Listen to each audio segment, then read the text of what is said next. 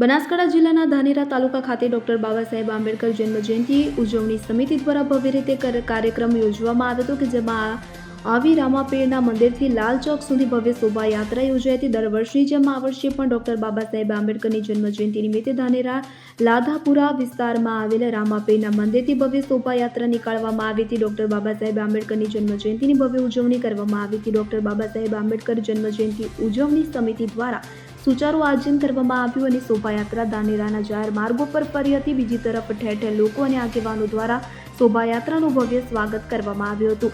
મુસ્લિમ ભાઈઓ દ્વારા પણ શોભાયાત્રામાં જોડાયેલ લોકોને શરબત પીવડાવ્યું હતું। શોભાયાત્રામાં કોઈ અણબનાવ ન બને તે માટે ધાનેરા પોલીસ ઇન્સ્પેક્ટર એમ.જે. ચૌધરી દ્વારા ચુસ્ત પોલીસ બંદોબસ્ત ગોઠવવામાં આવ્યો હતો। ડોક્ટર બાબા સાહેબ આંબેડકર જન્મ જયંતિ નિમિત્તે ધાનેરા ખાતે રક્તદાન કેમ્પ સહિત અન્ય કાર્યક્રમો પણ યોજાયા હતા। સુરેશ ગલચર સાથે CN24 ન્યૂઝ ધાનેરા।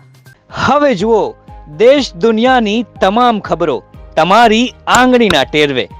ઉઠાવો મોબાઈલ અને ગૂગલ પ્લે સ્ટોર પરથી ડાઉનલોડ કરો અમારી CN24 ન્યૂઝ મોબાઈલ એપ।